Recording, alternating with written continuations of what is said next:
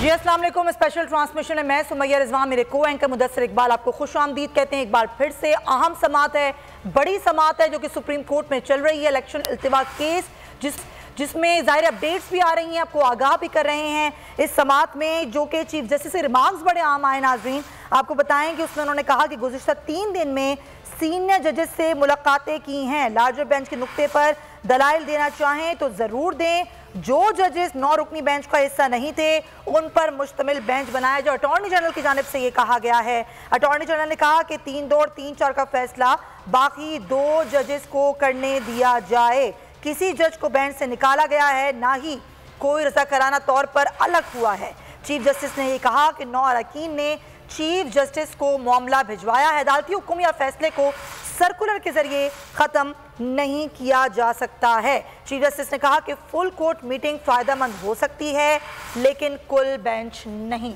ये बड़ी समात है नाजरीन जो कि हो रही है। अहम रिमार्क्स भी चीफ जस्टिस के सामने आ रहे हैं। बिल्कुल, और चीफ जस्टिस ने कहा कि सर्कुलर से किसी फैसले को वापस नहीं लिया गया। फैसले में इंतज़ामी हिदायत दी गई थी। 184(3) के मुकदमात की समात रोकने के मामले पर सर्कुलर आया है। सर्कुलर में लिखा है कि 5 रुकनी बेंच के फैसले की खिलाफ वर्जी की गई थी। मुकदमात समात के लिए मुकर्रर न करने की इंतज़ामी हुक्म पर सर्कुलर आया है। जस्टिस फाइज ईसा के फैसले में कोई वाज़ेह हुक्म नहीं दिया गया है। तो ये आज बड़े अहम रिमार्क्स जो हैं इस केस में सामने आ रहे हैं, जो अटॉर्नी जनरल की जानिब से बात की गई थी। उसके बाद चीफ जस्टिस और दीगर बेंच के मुअज़्ज़ज़ जज साहिबान की जानिब से नीलम अरशद हमारे साथ इस वक्त मौजूद है, जो मुसलसल हमें रिपोर्ट कर रही है। जी हाँ, सुबह से हमें रिपोर्ट करिए नीलम अरशद, उनसे जानते हैं। नीलम, बड़ी समात हो रही है और बड़े रिमार्क्स सामने आए हैं चीफ जस्टिस केस पर, आप क्या बताएंगी?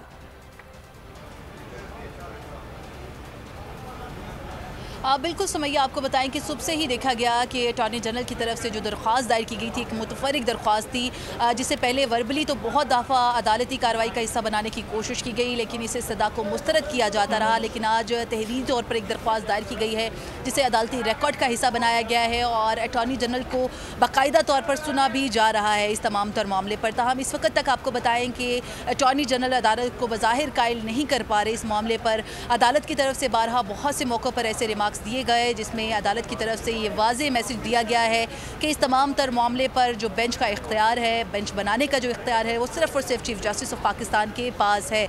और एक इब्हाम की जो कैफियत थी कि 4-3 या फैसला 3-2 की निस्बत से आया है, उस पर भी आज वजाहत दे दी कि किस तरह से ये फैसला जो है वो 5 जजेस ने सुना है और बाकी जो जजेस हैं उनकी आरा को इस ज़ेर हाशिया जो फैसला जारी किया गया उसमें फैसले का हिस्सा तो नहीं बनाया गया, अलबत्ता उनके जो इख्तलाफी नोट हैं उनको रिकॉर्ड का हिस्सा ज़रूर बनाया गया है। इस वक्त आपको बताएं कि जस्टिस मुनीब अख्तर की तरफ से बड़े अहम रिमार्क्स दिए गए हैं।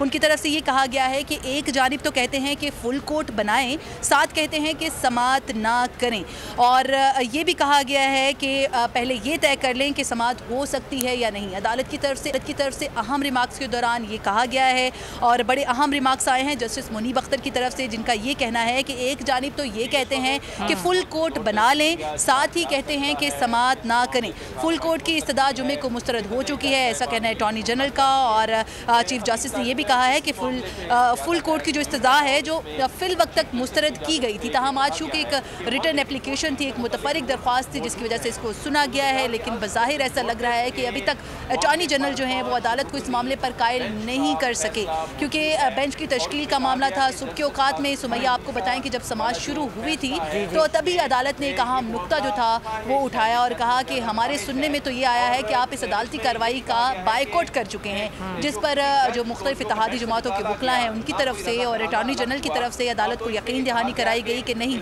हम अदालती कार्रवाई का बायकॉट नहीं कर रहे, अलबत्ता जो बेंच की तश्कील है उस पर तहफ़्फ़ुज़ात हैं। इस वक्त अहम तरीन समात चल रही है और चीफ जस्टिस की तरफ से अहम रिमार्क्स में 184/3 का जो फैसला था 29 मई का जस्टिस काजी फाइज ईसा से मुतालिक, उस पर भी अहम रिमार्क्स दिए गए हैं, जिसमें ये कहा गया है कि कैसे हो सकता है कि फैसला लिखने वाले जस्टिस काजी फायज ईसा मुकदमा सुने। जस्टिस अमीनुद्दीन ने फैसले पर दस्तखत किए थे। समाज से माजरत पर जस्टिस काजी फायज ईसा का फैसला होगा। समाज से इनकार तो फ़र्ज़ नहीं किया जाता, ये जुडिशल ऑर्डर होता है, ऐसा कहना है चीफ जस्टिस का। साथ ही साथ उनकी तरफ से ये भी कहा गया है कि तमाम 15 जजेस मुख्तलिफ आरा अपनाने पर मुकदमा नहीं सुन सकते। आपने मामला फहम होते हुए दोबारा फुल कोर्ट की इस्तदा नहीं की। चीफ जस्टिस ने यह भी कहा है कि आपकी ज़्यादा से ज़्यादा इस्तदा लार्जर बेंच की हो सकती है, जिस पर अटॉर्नी जनरल की तरफ से ये कहा गया है कि लार्जर बेंच की इस्तदा आगे जाके करूंगी। ठीक है, ये रिमार्क्स आए फुल कोर्ट की तहरीर दरख्वास्त आज भी दायर की गई है। नीलम अरशद, आपसे हम गाए बगाए सुप्रीम कोर्ट में जो अहम समात है उसका अहवाल जानते रहेंगे। अब हमारे साथ ही रहिएगा। उसामा गाजी भी हमें ज्वाइन कर चुके हैं, सीनियर एंकर पर्सन है, उनसे ही बात करते हैं। उसामा, हमने देखा बहुत कुछ हो चुका है अब तक, बड़ी अदालत है, बड़ी समात है, लेकिन जिस तरीके से सोशल मीडिया पर जिस तरीके से मुतनाज़ बनाया जा रहा है अदलिया को, वो भी एक तरफ सारी सूरत हाल चल रही है। लेकिन जो आज रिमार्क्स आए हैं चीफ जस्टिस के वो बड़े अहम हैं कि एक तरफ तो आप कहते हैं कि फुल कोर्ट बनाएं, एक तरफ तो आप कहते हैं कि समात मुलतवी कर दें, क्या कहेंगे आप? आए हैं 90 मिनट से ज्यादा हो चुका है और दलाइल इस बात पर कहीं नहीं नजर आ रहे हैं कि जी आइन में क्या लिखा है, क्या 90 दिन के अंदर इलेक्शन लिखे हैं नहीं लिखे। इस पर एक जुमला भी नहीं आया हुकूमत की तरफ से, एक जुमला भी नहीं, एक लफ्ज भी नहीं, क्योंकि उनको पता है कि ये वाज़े तौर पर लिखा है, बच्चा बच्चा जानता है, उसको आप पढ़ा दें कि 90 दिन के अंदर इलेक्शन का आइन में लिखा हुआ है। तो लिहाजा अब सिर्फ ये है कि कभी बेंच पर एतराज करो, कभी कहते हैं जी फुल कोर्ट, कभी कहते हैं कार्रवाई आप मुअत्तल कर दें, कभी आगे ले जाएं। तो ये सिर्फ डिलेइंग टैक्टिक्स है। ये किसी सूरत में इलेक्शंस नहीं करवाना चाहते। एक अजीब सी पाकिस्तान में एक मैं समझता हूँ एक नई एक सोच पैदा करने की कोशिश हो रही है कि जब तक हम इलेक्शन जीतने की पोजीशन में नहीं आते, ये वाज़ेह है, ये लेवल प्लेइंग फील्ड का जो बहाना है, जब तक हमें यकीन नहीं हो जाता कि इलेक्शन हम जीतेंगे तब तक हमने इलेक्शन ही नहीं करवाने। अब ये है असल सोच। और आप देखें पिछली समात में ये तक हो चुका कि ये कहा गया इलेक्शन कमीशन की तरफ से कि 8 अक्टूबर भी एक टेंटेटिव डेट है, यानी हतमी नहीं है, एक गैर हतमी तारीख है, यानी 8 अक्टूबर भी है या नहीं है ये नहीं पता। 6 महीने बाद भी नहीं पता कि इलेक्शंस होंगे या नहीं होंगे। और सबको पता है कि प्लान्स बहुत आगे जाने के मामला बिल्कुल उस तरह जिस तरह प्लान्स ये है कि 20 तारीख तक ये जो कौमी असम्बली से सेनेट से इन्होंने बिल पास करवाया है कि जो सुओ मोटो है वो चीफ जस्टिस नहीं ले सकते, वो 3 जजेस होंगे, दीगर उन्होंने जो कानून पास करवाए हैं, ये तब तक, और जो अपील का हक है ये तब तक मामला को लटकाना चाहते हैं कि फिर अपील का हक मिल जाएगा, अगर हमारे खिलाफ फैसला भी आ गया है तो हमने अदालत भी हम करेंगे, हम इलेक्शन नहीं करवाएंगे, तो हम फिर अपील वाला मामला ले आएंगे 20 अप्रैल तक। ये एक और पाकिस्तान को एक ऐसी दलदल में धकेल रहे हैं, पहले ही तबाही है। पाकिस्तान की तारीख की सबसे ज्यादा महंगाई आप देख रहे हैं, माशी हालात पाकिस्तान में इतने बुरे कभी नहीं थे, आप आईनी बहरान पैदा कर चुके हैं जो पाकिस्तान में पहले कभी नहीं था। देखिए आमरीत में और कहानी होती थी, ये कोई 2 तिहाई अक्सरियत या 90 की दिहाई नहीं है कि जहां पर आप नवाज शरीफ साहब की मर्जी चलेगी। वो तो साथ ही बिल्कुल एक्सपोज हो गए कि पहले एलामिया भी जारी कर दिया कि जी हम बायकॉट करेंगे, ये नहीं मानते, हम उन जजेस को नहीं मानते, ये सुप्रीम कोर्ट ही ठीक नहीं है। आकर आप जनाब जी हम तो आ गए हैं बायकॉट की तो कोई सूरत हाल नहीं, तो फिर चीफ जस्टिस ने कहा आप लिख कर दें, तो बाहर कुछ करते हैं, फिर अदालत में जाकर कुछ के अच्छा डिले कैसे कर सकते हैं मामला। ये सिर्फ और सिर्फ ये है, ये पाकिस्तान के आइन के साथ, सुप्रीम कोर्ट के साथ, लोगों के वोट के हक के साथ ये खेल खेला जा रहा है कि जितनी जल्दी मेरा ख्याल है वाज़ेह फैसला आ जाए उतना बेहतर है। क्योंकि आप देखिए 90 मिनट में कोई एक नुकता मुझे बता दें जो आईनी हो, सिर्फ बेंच कौन सा है, बेंच वो होना चाहिए, वो फैसला इस तरह से था, वो 4-3 की बहस कब से यही सुन रहे हैं, उससे आगे बात ही नहीं चला रहे। तो उसामा, तो इसमें अटॉर्नी जनरल अभी तक तो वो कामयाब जा रहे हैं कि जो अदालत चाह रही थी, अदालत ने पहले कहा कि जल्द इस केस को निपटाना चाहते हैं क्योंकि इम्प्लीमेंटेशन का मामला है जो सुप्रीम कोर्ट के ऑर्डर थे। तो अभी तक तो अटॉर्नी जनरल इसी चीज़ को लेकर चल रहे हैं जो जस्टिस काजी फायज ईसा साहब के फैसले के हवाले से है, फिर जो अदालत का सर्कुलर जारी हुआ उसके हवाले से है, बेंच पर एतराज़ है, फिर 3 और 4 और 2 और 3 के मामलात को लेकर। तो आज का दिन तो मेरा ख्याल है अटॉर्नी जनरल अपने दलाइल को यहीं पर रखना चाह रहे हैं कि किसी तरह से टाइम गुजारा जाए और मजीद वक्त जो है वो लिया जाए। डायरेक्शन यही नजर आ रही हैं कि बस बहस को उलझा कर रखें, मामला को किसी तरह जितना वक्त हो सकता है। मैंने आपको बताया ना कि ये 20 अप्रैल तक इनका है ख्याल कि उसके करीब जितना पहुंच जाए, अप्रैल तक इस तरह से ले जाए। इसलिए आप देखें कभी अटॉर्नी जनरल कहते हैं कि जी वो फुल कोर्ट हो जाए, कभी कि जी जज, अच्छा इससे पहले तारड़ साहब जो है, अता तारड़, वो ये कह चुके जी हम फुल कोर्ट नहीं कहते, हम यानी आप देखें कि इसका मतलब क्या है। इसका मतलब यह है कल को कोई भी देखेगा कि मुझे लगता है कि मेरे हक में फैसला नहीं आ रहा, तो वो कहेगा कि जनाब बना दें। मजाक बना लिया आपने सुप्रीम कोर्ट को। अब इख्तियार अगर चीफ जस्टिस का है तो आप कितनी मुदाखलत करेंगे। अब आप छीनना भी चाह रहे हैं कि जी बना सके, तो कल को इससे और ज्यादा कर लेंगे। आप जो हुकूमत के जज को बेंच में रखेगा, फिर वो भी इख्तियार ले ले कि बेंच भी हुकूमत की मर्जी से बनेंगे, तो कितने जज होंगे, कौन सा जज किस किस्म के केस सुनेगा, वो भी उनके पास फिर हुकूमत के पास इख्तियार चला जाए। तो मजाक होगा पाकिस्तान में आइन के साथ भी, इदारों के साथ भी। इस तरह कैसे हो सकता है कि जो हमारी मर्जी है तो 14 के 14 या 15 जज जो है, अब चूंकि एक जज साहब के बारे में जिसने कहा कि वो तो पहले इख्तियार कर चुके हैं समाज से, तो फिर 14 रह जाएगी। अब सबको जनाब इसी समाज पर लगा दें। आपके बड़ी अहम तरीन समात है, किसी और के लिए कोई और समात अहम तरीन हो, तो इसके बाद तो हर कोई ये मामला लेकर आएगा। हमेशा इलेक्शन जब होने लगे वो कहेगा अच्छा क्या मसला है, गवर्नर मेरा है, वफाकी हुकूमत में है, बिल्कुल सही, बिल्कुल सही उसामा। ये देखें, ये वही वाली बात है ना कि आपके पास कोई कानूनी आईनी नुक्ता नहीं है, बस आप अपनी बात करें। इस पर अटॉर्नी जनरल ये भी कह रहे हैं कि लार्जर बेंच की सदा में आगे जाके करूंगा। ये सारी सूरत हाल है। नीलम, हमने आज की समात का तो अहवाल हम आपसे जान ही रहे हैं कि क्या कुछ हो रहा है आज की समात में, लेकिन जुम्मे को समात में जो रिमार्क्स चीफ जस्टिस ने दिए थे, मैं चाहती हूँ ज़रा वो भी अपने नाजरीन को आप बताइए, जो बड़े अहम थे कि ये मामला ख़राब करने की कोशिश की गई, ये मामला सोशल मीडिया पर और प्रेस कॉन्फ्रेंसेस कर करके ख़राब किया गया, हमारे अंदरूनी इख्तलाफात को बुनियाद बनाया गया। ये बड़े अहम रिमार्क्स थे जुम्मे वाले दिन चीफ जस्टिस के। कहना चाह रहे हैं कि कुल 15 में से 9 जज साहिबान को बिल्कुल सुमैया, जुमे के रोज़ इस तमाम तर कार्रवाई के दौरान आपको बताएं कि चीफ जस्टिस थोड़ा जज्बाती अंदाज में भी काफ़ी सारे रिमार्क्स जो थे वो देते गए, और इस तमाम तर मामले के दौरान उनकी तरफ से ये भी कहा गया बारहा कई मौक़ों पर कि सियासी मामलात की वजह से हम में कुछ तनाज़ात जो हैं वो हुए हैं, और सियासी मामलात की वजह से ही जजेस के आपस में कुछ इख्तलाफात सामने आए, जो कि बहरहाल हमारा अंदरूनी मामला है, लेकिन फिर भी इस मामले पर जजेस में इत्तफाक जो है वो पाया जाता है।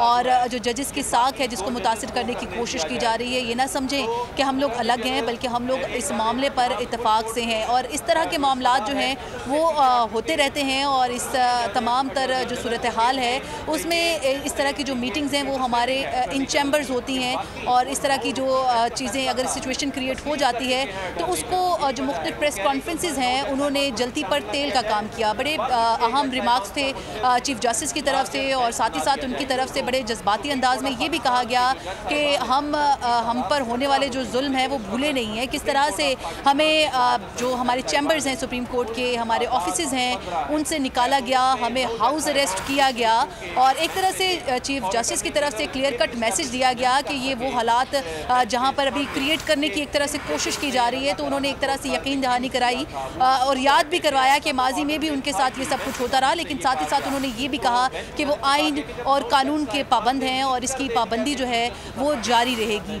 आज भी आपको बताएं कि समात के दौरान अहम रिमार्क्स में बारहा कई मौक़ों पर चीफ जस्टिस की तरफ से क्लियर कट जो मैसेज है वो दिया गया है, और इलेक्शन कमीशन के दायरे इख्तियार पर आज भी चीफ जस्टिस ऑफ पाकिस्तान ने कहा है कि इलेक्शन की तारीख आगे करना या मुलतवी करना ये इलेक्शन कमीशन का इख्तियार नहीं है।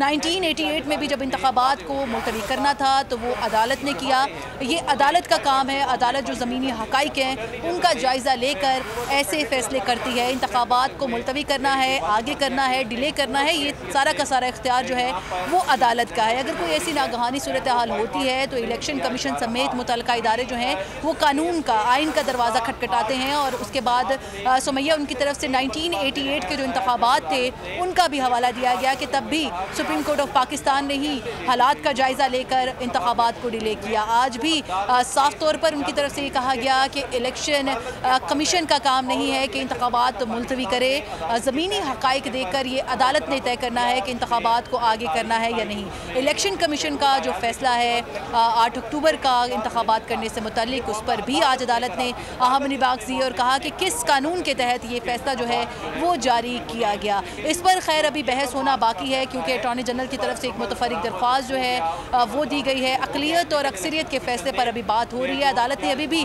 जो अभी लेटेस्ट जो अपडेट आ रही है कोर्ट रूम से, उसके मुताबिक अदालत ने साफ तौर पर ये कहा है कि जो 27 फरवरी के 9 जजेस के हुक्मनामे हैं उनको गौर से पढ़ लिया जाए और हमें ये बताया जाए कि किस तरह से कौन से जो जजेस हैं वो बेंच से अलग हुए हैं। चीफ जस्टिस ने ये कहा है कि 9 अरकान ने ये मामला चीफ जस्टिस को भिजवाया, इसलिए उन्होंने ये सारा का सारा मामला जो था वो चीफ जस्टिस पर छोड़ दिया कि ये उनका इख्तियार है कि वो किस जज को इस बेंच में शामिल करेंगे या नहीं करेंगे। तो एक जो अक़लियत और अक्सरियत से मुतालिक फ़ैसले की एक अबहम की कैफियत है, उसमें सुप्रीम कोर्ट ऑफ पाकिस्तान ने अपनी जो पोजीशन है वो पहले भी कई बार और आज भी क्लियर कर दी है कि ये जो 9 जजेस का मामला था सुमोटो में, तो उसमें तमाम के तमाम जो जजेस थे उन्होंने अपना ये फ़ैसला, अपना जो इख्तियार है वो चीफ जस्टिस ऑफ पाकिस्तान के सपोर्ट किया कि ये उनकी स्वाबदीद है कि वो कौन सा बेंच बनाएंगे, किस जज को इसमें शामिल करेंगे और किसको नहीं करेंगे।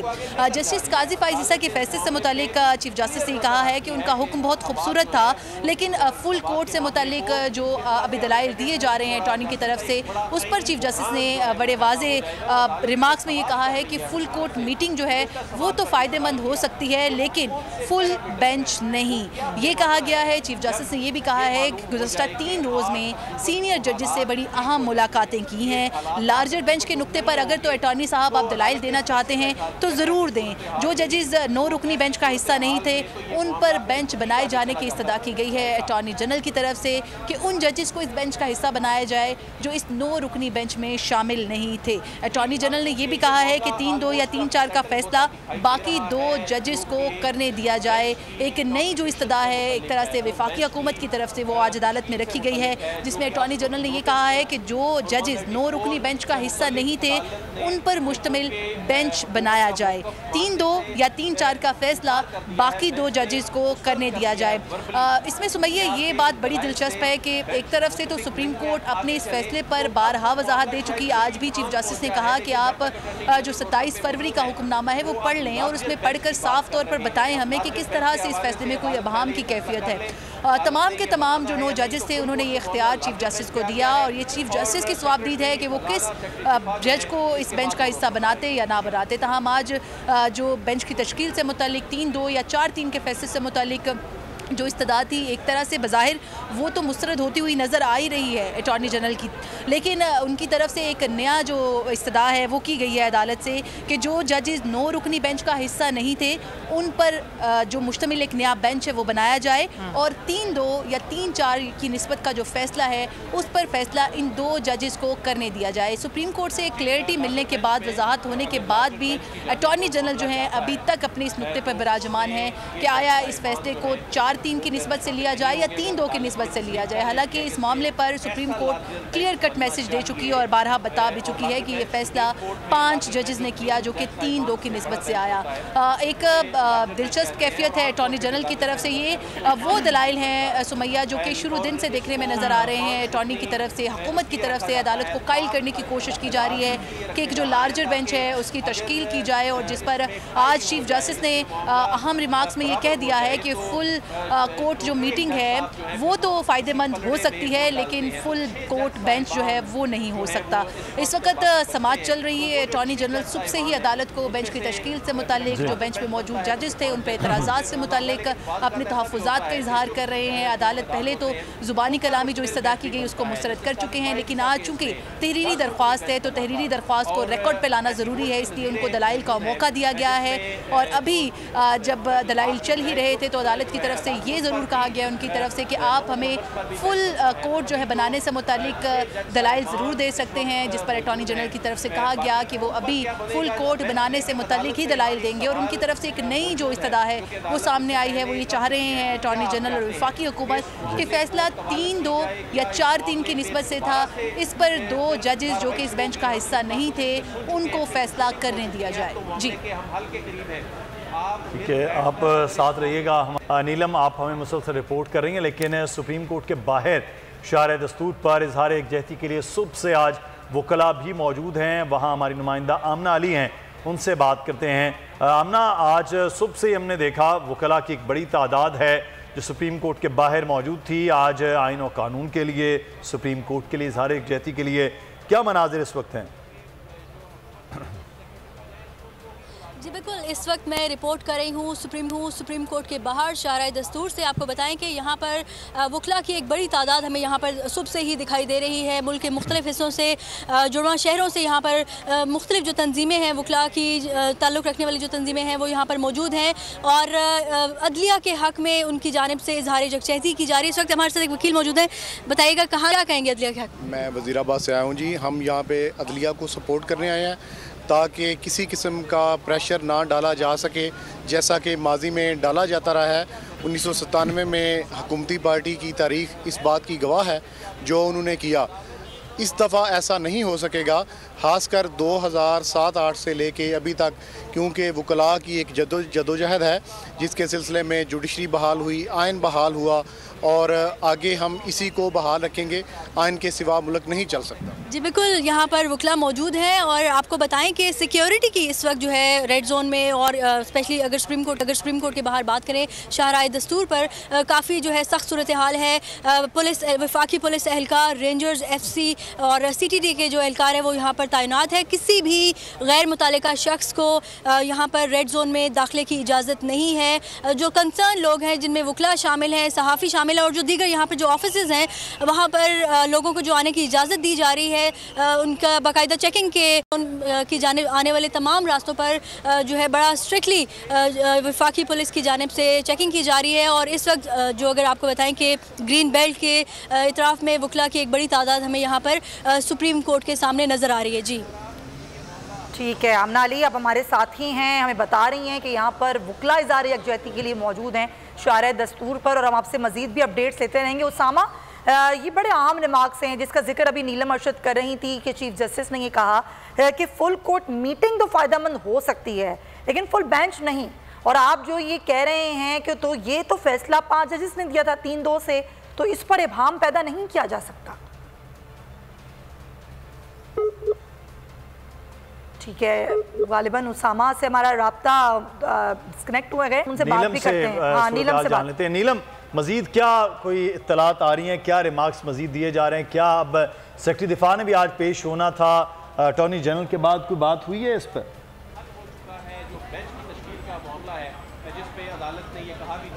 बिल्कुल मुदस्सिर, आपको बताएं कि गुज़श्ता समात पर अदालत ने जो सेक्रेटरी ख़जाना है उनके साथ साथ सेक्रेटरी दिफा को भी तलब किया था। इस वक्त इत्तलात के मुताबिक सुप्रीम कोर्ट के कमरा अदालत नंबर 1 में सेक्रेटरी ख़जाना सेक्रेटरी दिफा जो हैं वो पहुँच चुके हैं, लेकिन अभी चूँकि अटॉर्नी जनरल की जो दरख्वास्त है उसको एंटरटेन किया जा रहा है, उनकी तरफ से दलाइल का सिलसिला जारी है और बज़ाहिर ऐसा लग रहा है कि उनकी आज की जो इस्तदा है वो भी मुस्तरद हो जाएगी।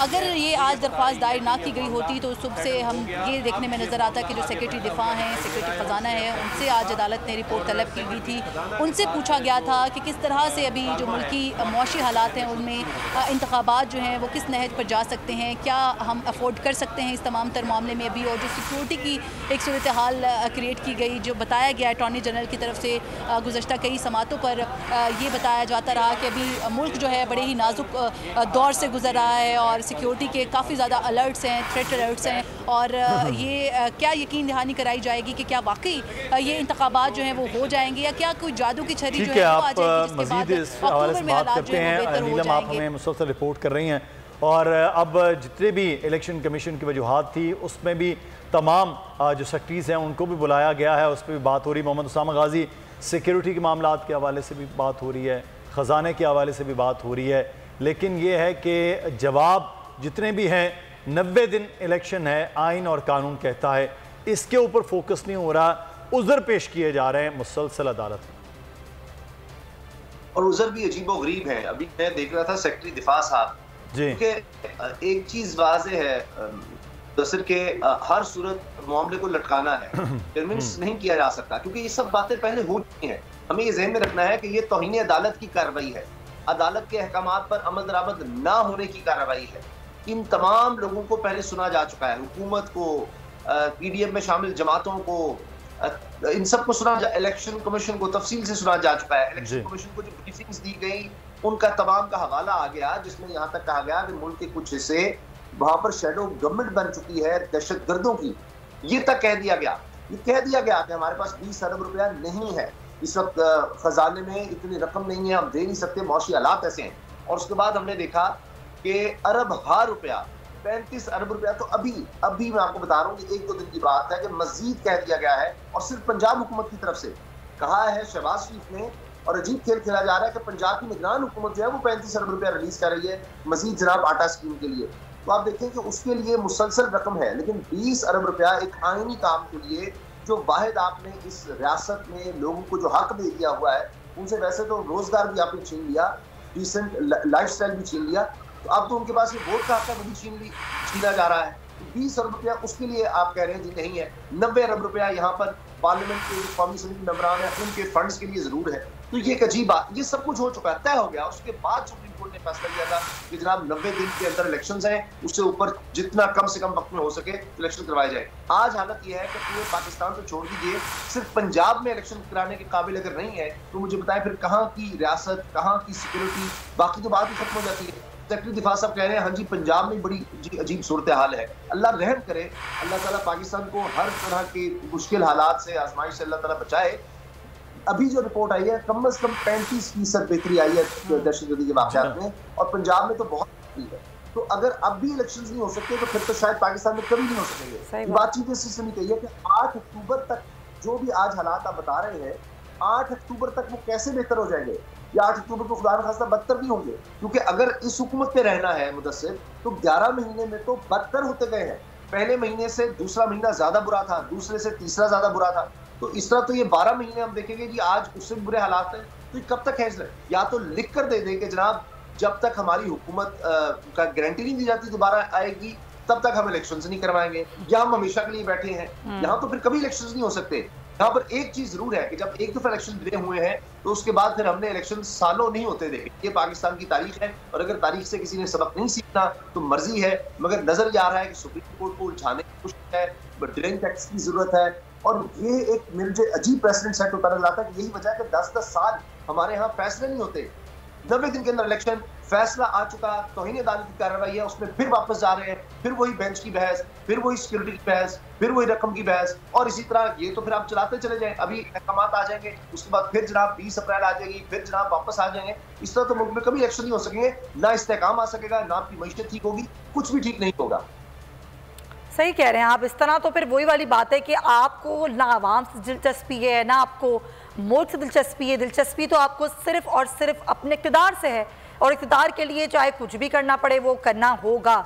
यही एक तरजीहात में से लगता है। और एक बार फिर से सुप्रीम कोर्ट में इलेक्शन इल्तिवा केस जिसमें 1 घंटे का वक्फा आया है उस पर हम बात भी कर रहे हैं, और जो असल रिमार्क्स हैं चीफ जस्टिस के उन पर भी हम बात करें। उन्होंने कहा है कि फुल कोर्ट मीटिंग तो फ़ायदेमंद हो सकती है लेकिन फुल कोर्ट फुल बेंच नहीं। तो इसी पर हम बात करेंगे। जमील फारूकी भी हमें ज्वाइन कर चुके हैं, सीनियर एंकर पर्सन हैं, उनसे बात करते हैं। जमील, ये आज की समाअत हो या फिर पिछली जितनी भी समाअतें हैं और जो कुछ सोशल मीडिया पर कैंपेन चल रही है, जो कुछ अल्फाज प्रेस कॉन्फ्रेंसेस में यूज़ किए जा रहे हैं, जिस तरीके से अदलिया के खिलाफ एक मुहाज बनाया गया हुकूमत की तरफ से, क्या कहेंगे? क्या सूरत हाल बनती हुई नजर आ रही है आपको? बहुत शुक्रिया सुमैया। सबसे पहली बात तो ये है कि हुकूमत सारी चीज़ों को एडमिनिस्ट्रेट करवाती होती है, वो फैसलों के ऊपर अमल दरामद भी करवाती है। पार्लियामान का काम लेजिस्लेट करना है, अदालतों का काम फैसले दे देना है, हुकूमत का काम एडमिनिस्ट्रेट करवाना है। लेकिन ये हुकूमत जिस वक्त अभी केस अंडर हेयरिंग होता है उस वक्त ही वो पहले से रिमार्क्स देना शुरू कर देती है। मैं हुकूमत की बात कर रहा हूँ, वज़रा की। वो कहना शुरू कर देते हैं कि हम तो फुल कोर्ट होगा तो हम सुनेंगे, या फैसला उनकी मर्ज़ी के मुताबिक नहीं हुआ तो वो उसको एक्सेप्ट नहीं करेंगे, या वो सर्कुलर को ज़्यादा अहमियत देते हैं लेकिन फैसलों को अहमियत नहीं देते। उनके नज़दीक बेंच का होना ना होना ज़्यादा इंपॉर्टेंस रखता है। लेकिन जिस मुल्क के अंदर आइन है जो कि बालादस्त होना चाहिए, तो उस मुल्क का आइन डिफ़ाइन करता है कि कैसे उस मुल्क के मामलात को चलाया जाना चाहिए। लेजिस्लेटर्स का काम लेजिस्लेट करना है, लेकिन उसका टाइमिंग बड़ा इंपॉर्टेंट होता है। ये नहीं है कि नजरिया ज़रूरत के तहत आपकी मर्जी की अगर चीज़ आ रही है तो आप उसको टर्न एंड ट्विस्ट कर लेंगे, आप अपनी मर्जी के मुताबिक रूल्स ऑफ बिजनेस और गेम को तब्दील कर देंगे और जैसे चाहेंगे उसको आगे बढ़ा देंगे। अब 2-3 remarks chief justice of Pakistan के बड़े इंपॉर्टेंट हैं। आज की इस हेयरिंग में अभी 1 घंटे का वक्फा आया। उन्होंने कहा कि अदालती कार्रवाई पब्लिक होती है लेकिन मुशावरत नहीं। इख्तलाफी नोट में कहाँ लिखा गया कि जजेस ने खुद को बेंच से अलग किया? बेहतर होता अगर कहा जाता कि 4 जजेस को बेंच से निकाला गया। यह बहुत बड़ी बात है। उसके बाद उन्होंने कहा कि एक सर्कुलर के जरिए किसी भी अदालती फैसले या हुक्मनामे को खत्म नहीं किया जा सकता। तो इसका मतलब यह है कि सुप्रीम कोर्ट ऑफ पाकिस्तान या chief justice of Pakistan he is very much clear कि उनको फैसला क्या देना है। और इख्तलाफात जो होते हैं ना इंतखाबात कराने के मामले के ऊपर, उन्होंने 80 की दिहाई का रेफरेंस दिया कि इंतखाबात अगर कभी तब्दील हुए हैं या वक्त पर नहीं हुए और आगे बढ़ाने की बात की गई तो वो सुप्रीम कोर्ट की जुरिस्डिक्शन थी, इसमें पार्लियामान का रोल नहीं था। पार्लियामान 90 दिन के अंदर अंदर इंतखाबात कराने की मजाज है। अब देखिए 100 मोटे नोटिस की बात होती है। 2000 यानी सन 2000 से लेकर 2013 तक 79 100 मोटो नोटिस हुए हैं। अब तक 100 के करीब 100 मोटो नोटिस हो चुके हैं। आज तक तो पीएमएलएन को या पीडीएम के इत्तेहादियों को कभी उसके ऊपर एतराज नहीं था, लेकिन क्योंकि इस 100 मोटो नोटिस से उनके तमाम तर जो नजरिया जरूरत है उसकी धज्जियां उड़ रही थी। वो इंतखाबात में जो जाना चाह रहे थे, अपनी ख्वाहिश के मुताबिक नहीं जाना चाह रहे थे, उसका तमाम तर जो है मलबा उनके ऊपर गिरने लगा था क्योंकि पब्लिक ने उनको वोट नहीं करना था, तो इसलिए अपनी मर्जी के मुताबिक तब्दील करना चाह रहे हैं। तो नजरिया जरूरत वाला जो फंडा है ना, उसने इस मुल्क के आइन और कानून का बेड़ा गर्क करके रख दिया है। तमाम कवानीन एक आम आदमी के लिए हैं, लॉ अबाइडिंग सिटीजन के लिए आइन की बात है, लेकिन इस आइन के हर लिबादे के अंदर हर वो गैर आइनी काम हो रहा है जो कि नहीं होना चाहिए और यह इंतहाई अफसोसनाक है। अभी 1-1.5 घंटे के अंदर दोबारा प्रोसीडिंग्स होगी। वी आर श्योर कि चीफ जस्टिस ऑफ पाकिस्तान जो फैसला देंगे वो पूरी कौम के लिए और तमाम पॉलिटिकल पार्टीज के लिए एक मशाले राह होगा। लेकिन having said this, all question arises here कि क्या ये गवर्नमेंट कोई भी फैसला आएगा उसको एक्सेप्ट करेगी, चाह के वो उनके हक में आए? मुझे लगता है वो भी नहीं एक्सेप्ट करेगी, क्योंकि गवर्नमेंट बज़िद है कि उनको फुल कोर्ट चाहिए या उनकी मर्जी का बेंच चाहिए। तो मर्जी के मुताबिक तो फैसले नहीं हुआ करते, और ये डिसाइड कौन कर रहा है? वो शख्स कर रहा है जो इस मुल्क से 50 रुपए के स्टाम्प पेपर के ऊपर उस भाई की जमानत के ऊपर मुल्क से बाहर, ये लंदन के अंदर बैठा हुआ है, जो इस वक्त वजीर आजम है, और उनके एग्जीक्यूटिव पावर्स के अंडर पार्लियामान जो फैसले कर रहा है वो हम सब देख रहे हैं। तो this is highly unfortunate Sumaiya. Exactly, बस यही हमारे मुल्क का अलमिया है। और मुदस्सिर, हम भी देखते हैं कि आवाम इस वक्त किस मुसीबत में है, किस मुश्किल में है। उसामा ने बड़ी अच्छी बात की अभी थोड़ी देर पहले कि एक तो आपने आवाम से जीने का हक छीन लिया, अब आप उससे वोट का हक भी छीनना चाहते हैं।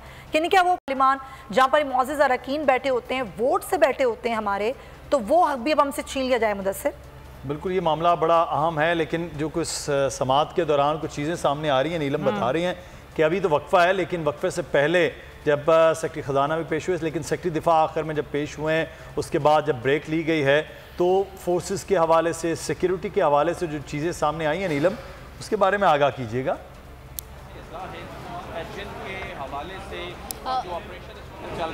बिल्कुल मुदस्सिर, आपको बताएं कि वक्फे से कबल सेक्रेटरी ख़जाना, सेक्रेटरी दिफा जो हैं वो अदालत में पेश हुए हैं। सेक्रेटरी दिफा से पूछा गया कि मुल्क में अभी जो मौजूदा सूरत हाल है सिक्योरिटी से मुताल्लिक, उस पर क्या रिपोर्ट करेंगे, जिस पर सेक्रेटरी दिफा की तरफ से कहा गया है कि चीज़ें जो हैं वो हसास नोयत की हैं, मैं खुली अदालत में आपको बता नहीं सकता। जिस पर अदालत ने कहा कि आप तहरीरी तौर पर जो रिपोर्ट है वो हमें जमा करवा दें। लेकिन वर्बली जो बताया गया है सेक्रेटरी दिफा की तरफ से, उसमें उनकी तरफ से ये कहा गया है कि इस वक्त जो हालात चल रहे हैं उसमें कुछ जो पोलिंग स्टेशन हैं वो काफ़ी हसास हैं, जिस पर अदालत ने ये कहा कि इलेक्शन कमीशन की रिपोर्ट के मुताबिक 45% जो पोलिंग स्टेशन हैं वो हसास नोयत के हैं, लेकिन बाकी जो 55% है वहाँ पर तो पोलिंग होनी चाहिए। जिस पर जो सेक्रेटरी दिफा हैं उनकी तरफ से कहा गया कि उन पोलिंग स्टेशन पर जिन जवानों को तैनात किया जाएगा तो वो ज़्यादातर जो जवान हैं वो इस वक्त बॉर्डर्स पर अपनी जो जिम्मेदारियाँ हैं वो निभा रहे हैं। जिस पर ये भी बताऊँ मुदस्सिर आपको कि अदालत की तरफ से बड़ी अच्छी तजवीज़ जो है वो सामने आई है। अदालत ने ये भी कहा है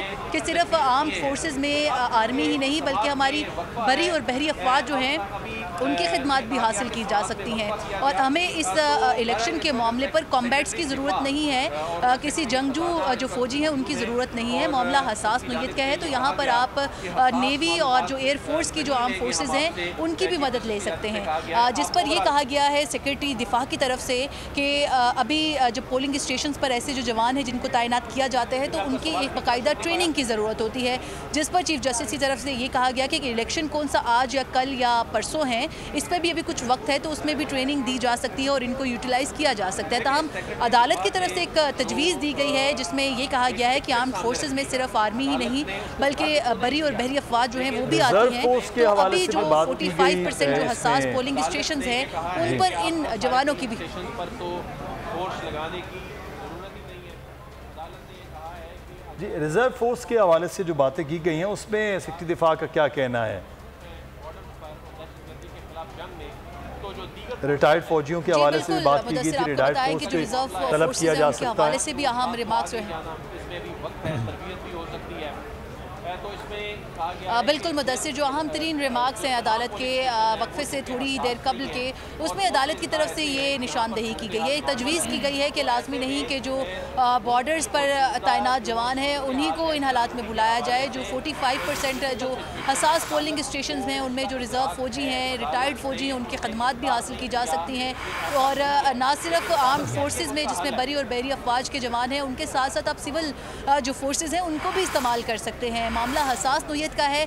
बाकी जो 55% जो स्टेशन हैं वहाँ पर तो पोलिंग का अमल जो है वो जारी रखा जा सकता है, लेकिन जो 45% हसास स्टेशन हैं वहाँ पर ऐसे जवानों की खदमात जो हैं वो भी हासिल की जा सकती हैं। ताहम एक बार फिर से सेक्रेटरी दिफा की तरफ से ये कहा गया अदालत में कि इन जो जवान हैं उनको भी पोलिंग स्टेशन पर जो जिम्मेदारी निभानी होती है उसमें ट्रेनिंग की ज़रूरत होती है, जिस पर अदालत की तरफ से ये कहा गया कि पोलिंग कौन सी एक आध दिन में हो रही है, अभी कुछ वक्त बाकी है, तो उसमें ट्रेनिंग भी दी जा सकती है, तरबियत भी दी जा सकती है। ताहम अहम जो समात है उसमें 1 घंटे का जो वक्फा है वो लिया गया है अदालती कार्रवाई में, और आधे घंटे के वक्फे के बाद जब दोबारा समात शुरू होगी तो सेक्रेटरी ख़जाना समेत मज़ीद जो रिपोर्ट है वो भी तलब की जाएगी और जो माशी हालात है मुल्क के वो देखे जाएंगे, उनका जायज़ा लिया जाएगा। जी सुमैया, बिल्कुल सही नीलम अरशद, ये सारे रिमार्क्स भी सामने आ रहे हैं और अभी समात शुरू हो जाएगी अभी थोड़ी देर बाद दोबारा से। तो जमील फारूकी साहब हमारे साथ मौजूद हैं। जमील, जो सादा मामला है कि 90 दिन आइन कहता है इलेक्शन करवाना है, इलेक्शन कमीशन भी नहीं करवा रहा, हुकूमत के इदारे भी नहीं करवाना चाहते इलेक्शन कमीशन के साथ तावन, और इससे भागने के लिए पूरा दूसरी तरफ शोर हो रहा है, दूसरी तरफ तमाम तर मामलात हो रहे हैं कि बेंच, फुल कोर्ट, इसका फैसला उसका फैसला मानेंगे, इसका नहीं मानेंगे। तो गर्द इतनी उड़ाई जा रही है, आप सोशल मीडिया मुसलसल सुबह से देख रहे होंगे, कल से देख रहे होंगे, जो असल मामला उस पर कोई बात नहीं कर रहा है। क्यों? उसकी वजह है ना, इनके नजरिए ज़रूरत और ख्वाहिश के खिलाफ चली जाती है बात। अब जब सुप्रीम कोर्ट ऑफ पाकिस्तान ये रिमार्क्स दे रहा है, सेक्रेटरी दिफा को आज जारी की गई है कि इलेक्शन का मतलब कॉम्बैटिंग नहीं होता। अगर बरी अफवाज कहीं पर बिजी हैं और यकीनन बिजी हैं, दहशत गर्दी के खिलाफ बरसरे पैकार हैं, बॉर्डर्स पर हैं, तो आप फ़ज़ाई और बहरी अफवाज, सिविल फोर्सेस, पैरामिलिट्री फोर्सेस, इनको इस्तेमाल कर सकते हैं, इनको ट्रेन किया जा सकता है। मैं आपको ये बताऊं कि अगर आज फैसला, जो कि देखें असल में फैसला तो आ चुका है, अब तो ये तय हो रहा है कि फैसला करना किसने। असल में फैसला आ चुका है जिसकी खिलाफ वर्जी के ऊपर इस वक्त बात हो रही है, बिल्कुल ठीक है। तो फैसला तो वेरी मच एक्सपेक्टेड यही है कि वो यही आएगा कि 90 दिन या 2-4 दिन ऊपर नीचे करके इंतखाबात कराए जाएं। ये मेरी ऑब्जर्वेशन है, कोई इससे डिसएग्री कर सकता है, लेकिन हुकूमत ने नहीं मानना है ये फैसला। ये मैं पहले दिन से कह रहा हूँ मुदस्सिर, आपके साथ बैठ कर भी, दीगर जगहों के ऊपर भी, कि इनका इंतखाबात में जाने का कोई मूड नहीं है। तख्ते लाहौर के अंदर इन्होंने सियासत को दफन करके रख दिया है। यही है ना, यही तो बात है सारी। जमील, यहीं से कंटिन्यू करते हैं। सुप्रीम कोर्ट में जो समात है जो कि इल्तिवा केस की, अब ये सेक्रेटरी दिफा से 2 घंटे में तहरीरी रिपोर्ट भी तलब की गई है, लेकिन रिमार्क्स जो आए हैं वो बड़े अहम हैं और जस्टिस मुनीब अख्तर ने कहा कि जो ज़बानी ब्रीफिंग देना चाहते हैं वो लिख कर दे दें। जमील फारूकी हमारे साथ। जमील, अभी जो थोड़ी देर पहले कुछ रिमार्क्स आए जब समात ख़त्म हो रही थी, उस वक्त चीफ जस्टिस ने कहा कि जिस तरीके से भाम पैदा करने की कोशिश की जा रही है, जहाँ तक सिक्योरिटी की बात है तो जो फोर्सेस हैं बॉर्डर पर वो तो नहीं आएंगी। जाहिर है आप दीगर जो बहरी अफवाज हैं, जो फ़ज़ाई अफवाज हैं, उनसे भी मदद ली जा सकती है सिक्योरिटी का मामला हल करने के लिए। देखें, हुकूमत के आगे कुआं है, पीछे खाई है, और वो कुछ करते हैं, कुछ बन पड़ता है तो मरते हैं, नहीं करते तो मरते हैं। सियासत तो उनकी दफन हो चुकी है। अब उनके पास वाहिद रास्ता है कि किसी तरह स्टेट ऑफ डिनाइल में रहें। स्टेट ऑफ डिनाइल पिछले 3 दिन से इन्होंने कायम किए रखा मीडिया के ऊपर। इनके जो लाइक माइंडेड मीडिया हाउसेस थे उन्होंने एक aggressive negative campaign against the honourable जजेस of Supreme Court of Pakistan ने जारी रखी, जो कि इंतहाई अफसोसनाक थी। और जिस तरह फवाद चौधरी साहब भी कह रहे थे कि अटॉर्नी जनरल ने आते ही कहा कि नहीं हम तो इस पर दलाइल देना चाहते हैं, तो इनका एलामिया कुछ कहता है, मीडिया के ऊपर इनकी कैंपेन कुछ कहती है, लेकिन इनके जो सुप्रीम कोर्ट के अंदर एक्शंस हैं वो कुछ और कहते हैं।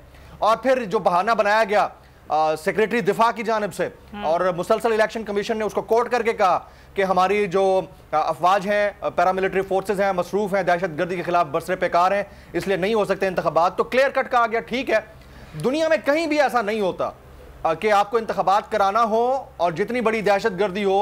आप अमेरिकन इंतखाबात देख लें, प्रेसिडेंशियल, वहां पर कितना कॉम्बैट किया गया अफगानिस्तान और इराक के मामले के ऊपर, लेकिन वहां पर कभी पोस्टपोन नहीं हुए। ईरान के अंदर आप देख लें, इंतखाबात को इतना डिले नहीं किया गया। अब पाकिस्तान के अंदर इवन मोहतरमा बेनज़ीर भुट्टो की शहादत के बाद मसलहतन चंद दिन के लिए आगे किए गए इंतखाबात, लेकिन इतने नहीं जितने अब बात हो रही है।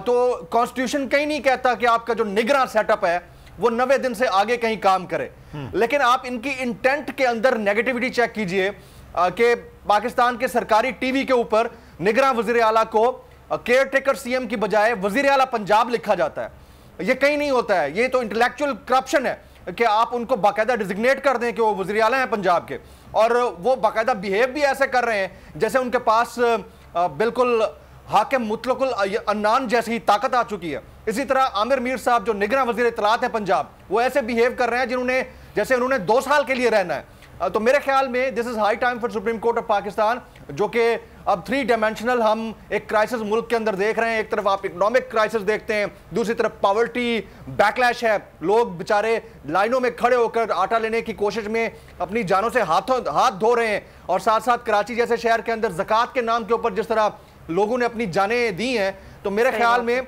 This is high time for supreme Court of Pakistan and lawyers community कि वो इस चीज को टेकअप करें। जो भी फैसला होगा कौम के वसीतर मफाद में, और हम बड़े होपफुल हैं कि अगर सुप्रीम कोर्ट ये समझता है कि 90 दिन की बजाय अक्टूबर में होने चाहिए, तो मेरे ख्याल में कौम को उसकी तरफ जाना होगा। और अगर सुप्रीम कोर्ट अपने रिमार्क्स के तहत जिस तरह रिमार्क्स आ रहे हैं उसके मुताबिक अगर अर्ली कराना चाहती है, जो कि कॉन्स्टिट्यूशन कहता है कि 90 दिन ज़्यादा से ज़्यादा आप कर सकते हैं, और अगर म्यूचुअल अंडरस्टैंडिंग से उसको 30 अप्रैल का टाइम दिया गया है तो 30 अप्रैल को करा लें। तो अगर ये हो सकता है तो इसमें कोई कबाहत नहीं है, बल्कि अगर हुकूमत ये वाली लॉजिक देती है कि हम तमाम असेंबलियों के इंतखाबात एक साथ कराना चाहते हैं, तो भाई आप एक काम करें, उन तमाम असेंबलियों के इंतखाबात आप प्री बजट कर लेना। मुल्क में तो वैसे एक कॉन्स्टिट्यूशनल क्राइसिस है, आप बजट से पहले इंतखाबात करा लें ताकि आप इकोनॉमिक क्राइसिस से भी बच जाएं, आप कॉन्स्टिट्यूशनल क्राइसिस से भी बच जाएं, आप पॉलिटिकल क्राइसिस से भी बच जाएं, और लोगों का जो मिसट्रस्ट है गवर्नमेंट के ऊपर वो भी खत्म हो जाए। बिल्कुल सही है। बहुत सादा सा सवाल भी सुप्रीम कोर्ट ने पहले दिन ही पूछा, और वो 90 दिन का इलेक्शन है कि आइन क्या कहता है। क्या इलेक्शन कमीशन खुद से कोई डेट दे सकता है, उस दी गई डेट को आगे ले जाया जा सकता है, लेकिन उस जानिब बात आज भी नहीं हो पा रही। सारा फोकस जो है वो बेंच के ऊपर था, और फिर जो हुकूमत के ज़ेर इंतज़ाम इदारे हैं उनके हवाले से था कि ये चीज़ें हमारे पास नहीं है, ये नहीं है, वो नहीं है, और इसी के ऊपर फोकस था। इमरान रियाज साहब हमारे साथ मौजूद हैं, सीनियर एंकर पर्सन और तज्ज़ियाकार हैं। बहुत शुक्रिया इमरान रियाज साहब आपके वक्त का। आइन सिर्फ सादा सी बात कर रहा है, और उसी पर अमल के लिए एक फ़ैसला आया था इलेक्शन कमीशन से लेकर तमाम उसके मुतल्लिका इदारे जिन्होंने इलेक्शन में उनके साथ होना था, वो सब के सब इलेक्शन से फरार। और आज भी कोई ऐसी चीज़ हुई नहीं है बात, शायद मैं नहीं सुन पाया, या वो टिकर्स जो आ रहे होते हैं हमारे पास खबरें वो नहीं देख पाया। नहीं, वैसे नहीं हुई है। क्या वजह है इमरान साहब कि इस पर नहीं बात हो रही, ना अटॉर्नी जनरल और ना कोई और? देखिए, इसको थोड़ा सिंप्लीफाई कर ले। कुछ ऐसी गिरें हैं जो आप अपने हाथों से लगाते हैं, जो बाद में आपको अपने दांतों से खोलनी पड़ती हैं। ये जो पाकिस्तान में रिजीम चेंज ऑपरेशन हुआ, इसके बाद अंदाजे और तखमीने ये थे कि पाकिस्तान के हालात बेहतर हो जाएंगे। अभी जनरल बाजवा के बारे में इमरान खान साहब ने कहा कि आप अंदाज़ा कर लीजिए कि वो शहबाज शरीफ को जीनियस समझते थे, और एक बहुत बड़ा धचका लगा है पाकिस्तान के इदारों को, पाकिस्तान के ताकतवर लोगों को, कि उन्होंने शहबाज शरीफ के बारे में जो सोचा मामला उसके उलट निकला। उनकी असेसमेंट्स गलत थी। बतौर वज़ीर आला आप पैसे खर्चने के लिए वज़ीर आला बनते हैं, लेकिन जब आप वज़ीर आज़म बनते हैं तो फिर आपको पैसे कमाने भी पड़ते हैं।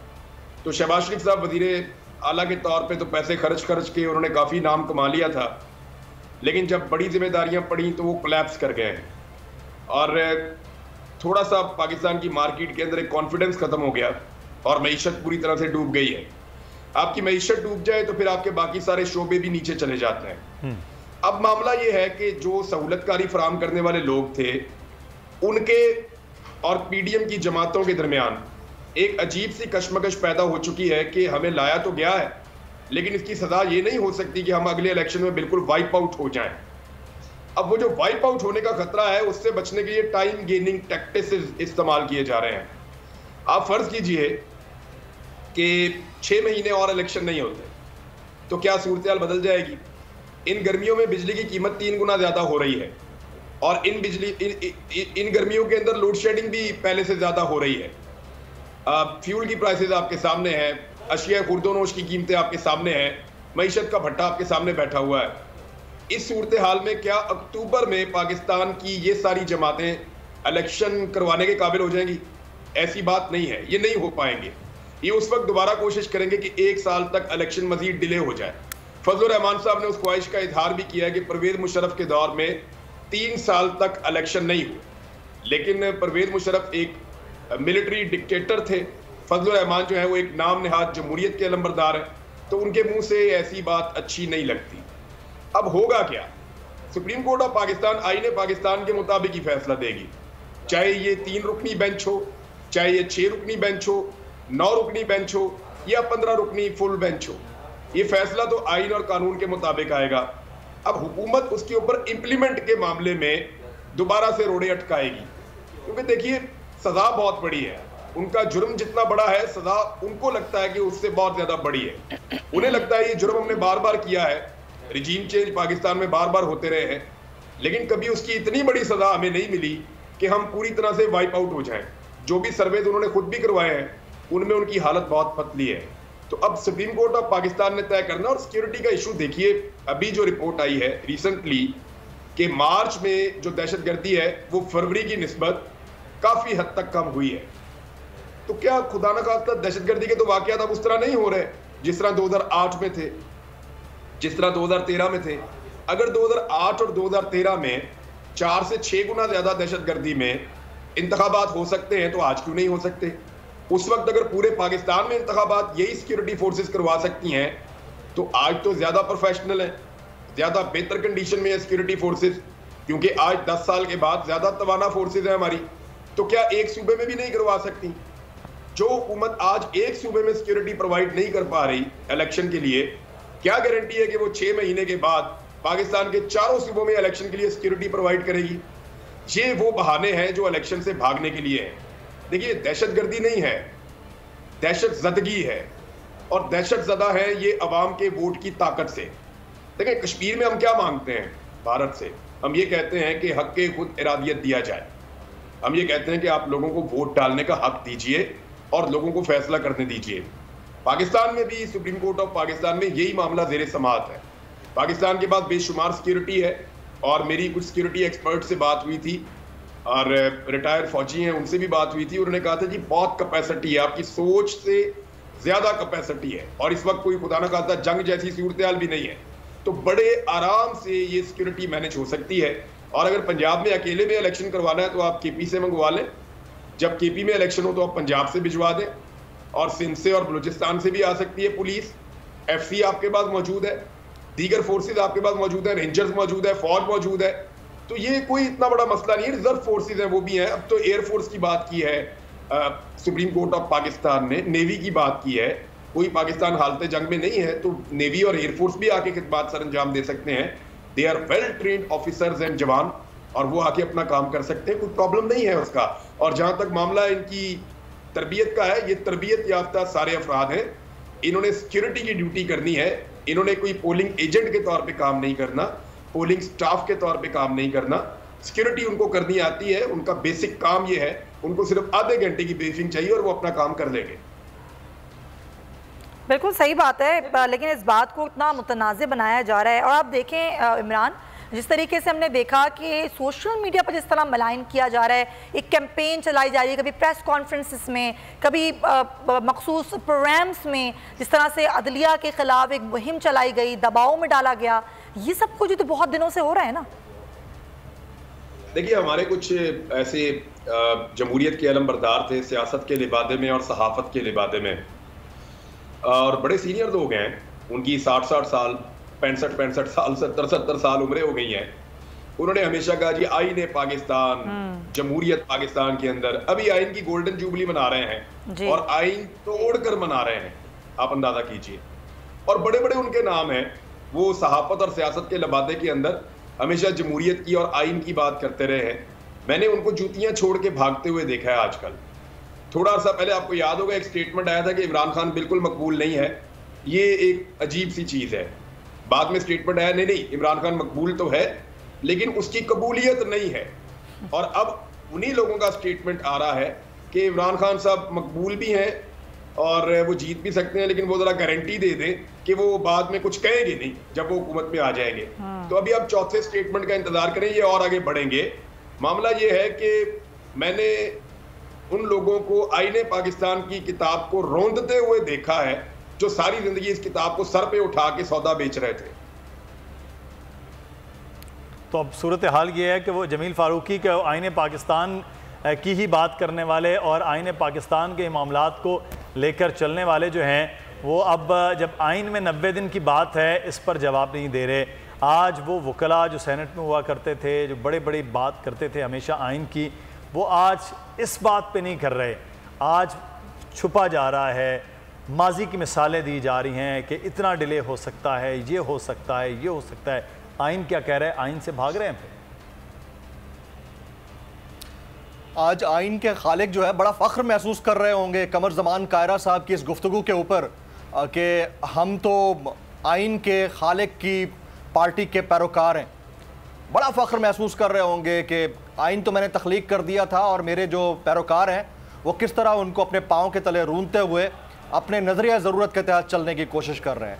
मतलब यार, इन पिछले साल से दिहाई दर दिहाई इन्होंने एक ही बात का ठेका उठाया था और हमें ये पढ़ाया समझाया कि आइन मुकद्दम है, आइन में लिखी लिखी एक बात को हम मानते हैं और हम सबको उसके लिए अपनी अगर गर्दनें भी कटाना पड़ी तो हम उससे तवक्कुफ नहीं करेंगे। और आज वो उसको रोनते हुए आगे निकल रहे हैं और ये भी कहते हैं। अच्छा, इनसे कोई सवाल ये कर ले कि आज सुप्रीम कोर्ट जो फैसला देगी, चाहे वो कोई भी फैसला हो, क्या आप उसको एक्सेप्ट करेंगे? तो इनकी आप कांपे देखिएगा टांगते हुए, क्योंकि इनकी नीयत नहीं है, इंटेंट साफ नजर आ रही है। भाई अगर आप अभी कराने की पोजीशन में नहीं है 30 अप्रैल को, तो 8 अक्टूबर को कैसे करा लेंगे? और अगर आप 8 अक्टूबर को कराना चाहते हैं तो एक काम करें, सारी असेंबलियों के इंतखाबात अभी करा लें प्री बजट, ताकि मुल्क के अंदर एक स्टेबल गवर्नमेंट आ जाए जो मुआशी इस्तेहकाम भी ले आए और IMF के साथ जो डील हो रही है उसको भी फाइनलाइज कर ले। आप यही मुद्दा रखते हैं ना कि इमरान खान साहब डील करके गए थे, उसका खमियाजा हमें भुगतना पड़ रहा है। तो भाई पहले तो आपको घर से कोई उठा के नहीं लाया था कि आप आइए, खमियाजा भुगतिए, अपनी सियासत को दफन कीजिए। आप अपनी चॉइस से आए थे, दिस वॉज योर चॉइस। हमने कोई कंपेल नहीं किया आपको, आप आए, बल्कि आपका मुसल्लत किया गया, आप उसमें राजी रहे। अब आप रोते किस बात पे हैं? और आपको यह भी फायदा उठाना है इस बात का कि इमरान खान मजीद ना रहे, ताकि हम मजीद बेड़ा गर्क करें इस मईशत का, इस मुल्क की सियासत का, इस मुल्क के अखलाकी इक़दार का। आपने कुछ भी नहीं छोड़ा। आपने पिछले 13 महीने के अंदर, बल्कि अभी 12 महीने हुए हैं, थोड़ा सा टाइम ऊपर हो गया, 12 महीने के अंदर अखलाकियात का जनाजा निकाल दिया आपने, इंसानी हुकूक का जनाजा निकाल दिया। आप इस तस्वाब राय की बात करते हैं ना, इस तस्वाब राय तो दूर की बात, आपने मुंह के ऊपर पट्टियां बांधकर हमें दहशतगर्दों की तरह अदालतों के अंदर पेश किया, सहाफियों को, सियासतदानों को। और फिर इंटेलेक्चुअल करप्शन यह है कि आपने सहाफियों को, किसी को यूट्यूबर कहा, किसी को आप सहाफी नहीं मानते। और फिर जिनके साथ नाइंसाफी हुई, जिनकी चित्रौल हुई, नंगा किया, जिनके साथ बिल्कुल ज्यादती की गई, आप उनकी तस्वीरें शेयर करके उनका तमस्कर उड़ाते हैं। मैं सिटिंग MPs और MNAs के नाम लेकर दे सकता हूं कि वो तस्वीरें शेयर कर रहे हैं और तमस्कर उड़ा रहे हैं। और इनसे आप एक्सपेक्ट कर रहे हैं कि ये इंतखाबात में जाएंगे। ये खान साहब ने इनको लाहौर के अंदर इनकी सियासत को दफन कर दिया, वो लंदन नहीं गया। इमरान खान साहब कोई भी हैं, आज अगर कौम उनके साथ खड़ी है इस वजह से क्योंकि उनका जो माइंडसेट है वो डेमोक्रेटिक है। हम अगेंस्ट हैं डिक्टेटोरियल माइंडसेट के, आमिर पसंदाना सोच के हम मुखालिफ हैं। आज भुट्टो के चाहने वाले हों या नवाज शरीफ साहब के चाहने वाले हों या मौलाना फजल रहमान साहब हो, ये डिक्टेटोरियल माइंडसेट के साथ खड़े हैं। अगर इमरान खान कल को डिक्टेटोरियल माइंडसेट के साथ हो गए ना, तो हम नहीं खड़े होंगे साथ उनके। बात साफ सुथरी सी है। इस वक्त नाइंसाफी उरूज के ऊपर है। इलेक्शन आपको लगता है कि ये कराएंगे? इमरान रियाज साहब से आप पूछ लीजिएगा।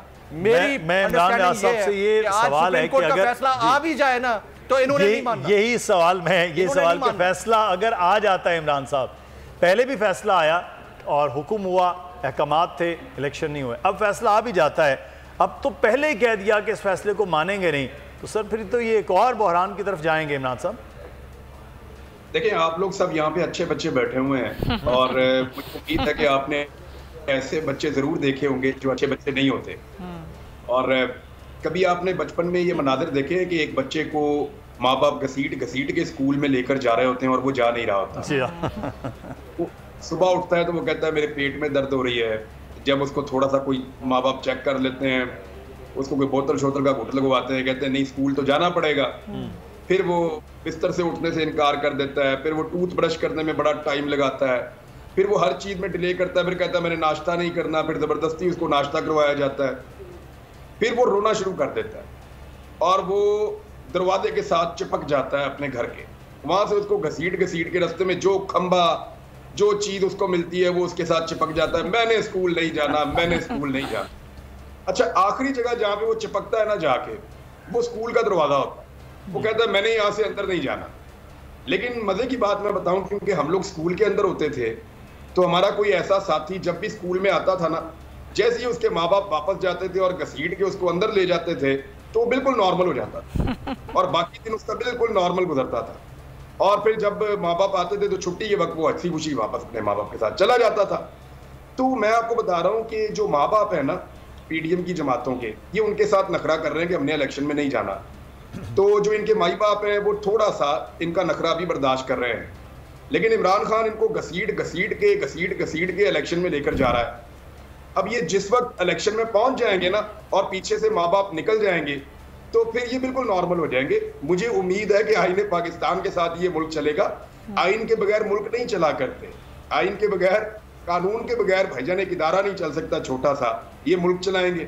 इन्होंने इस मुल्क में कितनी दफा मार्शल लॉ लगाकर देख लिया है, क्या ऐसे मुल्क चलता है? आज बांग्लादेश जिसको हम ये कहते थे कि वो 2% की बंगालियों की औकात नहीं है, यही कहते थे ना हम उनको, ये कहते थे कि ये पाकिस्तान के साथ एक बोझ लगा हुआ है, वहां सैलाब आ जाता है हम उन्हें खिला खिला के मर जाते हैं, यही कहते थे ना हम उनको। आज देखे 100 अरब के लगभग में वो तिजारत कर रहा है दुनिया के साथ, 100 अरब डॉलर, और आप 1-1.5 अरब डॉलर के लिए दुनिया के तलवे चाट रहे हैं।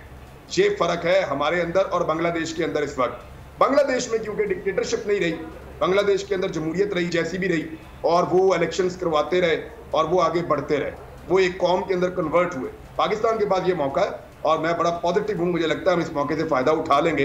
कोई इलेक्शन में जाना चाहिए या ना जाना चाहिए, पाकिस्तान की आवाम उनको घसीट कर ले जाएगी और जब माँ बाप पीछे से निकल जाएंगे तो ये नॉर्मल भी हो जाएगा। लेकिन इमरान रियाज साहब, माँ बाप पीछे से निकल जाएंगे, यहाँ तो वो माँ बाप के पाँव से चिमटे हुए हैं और माँ बाप उनको चिमटाए हुए हैं, तो ये तो यहाँ दोनों तरफ चिमटा हुआ रखा हुआ है ना, तो यहाँ वो हटेंगे तो ही बच्चा स्कूल जाएगा ना।